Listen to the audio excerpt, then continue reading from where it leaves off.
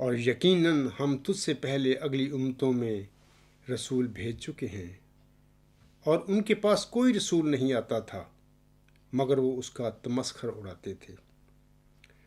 سامعین اکرام، پہلی آیت نمبر 10 میں جو اللہ فرماتا ہے، یقیناً ہم نے ہی یہ ذکر قرآن نازل فرمایا ہے اور یقیناً ہم ہی اس کی حفاظت فرمانے والے ہیں۔ تو حفاظت اللہ تعالیٰ کس طرح فرما سکتا ہے اپنے وحی کی؟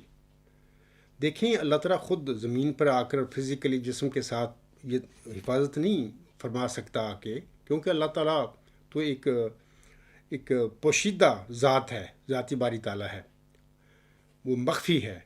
تو اللہ تعالیٰ فرشتوں کو بھی جسم دے کر نہیں دنیا میں بھیج سکتا کہ میری وحی جو میرے محمد پر نازل فرمائی تھی اس کی حفاظت کرو، کیونکہ فرشتے جو ہیں وہ بھی انویزیبل مطلب کہ وجود ہیں۔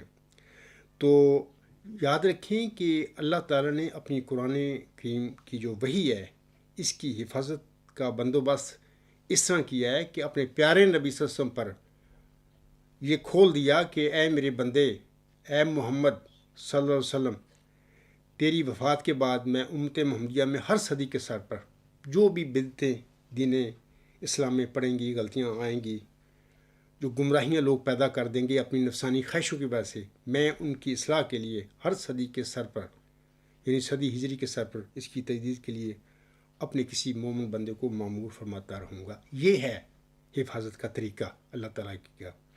اور یہ حدیث مجددین جو ہے آسم نے جو امت کے آگے بیان فرمائی ہے، اس کا منبع اور مصدر یہی آیت سورۃ الحجر کی آیت نمبر 10 ہے۔ اور علاوہ اس کے اللہ فرماتا ہے میں پہلے بھی جو امتیں گزر گئی ہیں ان میں بھی رسول بھیج چکا ہوں، اور ان کے پاس کوئی رسول نہیں آتا تھا مگر وہ اس کا تمسخر اڑاتے تھے۔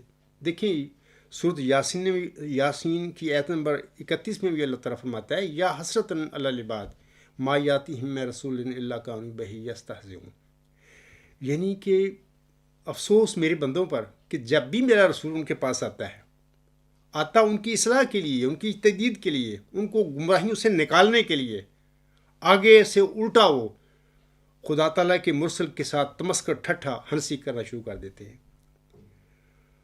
اور پتہ نہیں یہ بھول جاتے ہیں کہ یعنی پہلے جو ہمارے مرسل آیا تھا اس کے ساتھ اس کی قوم نے کیا کیا تھا، اب ہم بھی وہی کچھ کر رہے ہیں۔ مثال کے طور پر حضرت نوح علیہ السلام کے ساتھ اس کی قوم نے کیا کیا؟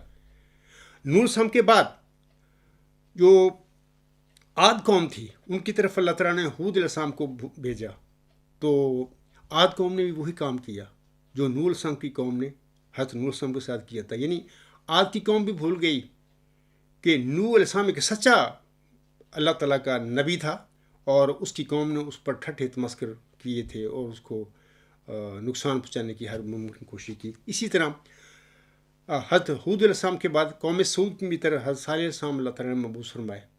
قوم سمود بھی بھول گئی کہ عاد قوم نے حضرت ہود علیہ السلام کے ساتھ کیا کیا تھا، پھر اس کے نتیجے میں اللہ تعالیٰ نے پھر کس طرح ان کو پکڑا عاد قوم کو۔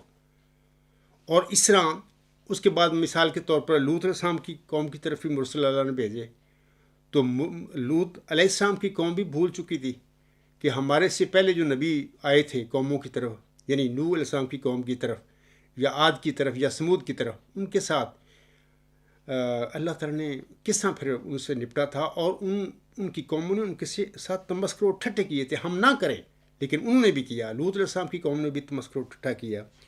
اس کے بعد حضرت موسیٰ السلام آئے، پھر عیسیٰ السلام آئے، ایک لمبی مرسلین کی ایک لسٹ ہے۔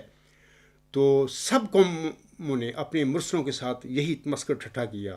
اس طرح آسم کے ساتھ بھی یہی کام ہوا، جس کو اللہ تعالیٰ نے خاتم النبیین اور سید المرسلین بنایا، اس کے ساتھ بھی اس امی عربی نبی صلی اللہ علیہ وسلم کے ساتھ بھی اس کی قوم نے یہ ٹھٹھا کیا، تمسخر کیا۔